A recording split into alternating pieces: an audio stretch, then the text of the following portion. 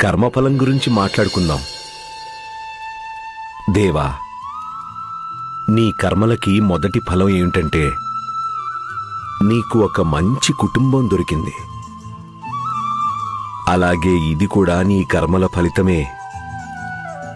నువ్వు నీ కుటుంబం విలువని అర్థం చేసుకున్నావు.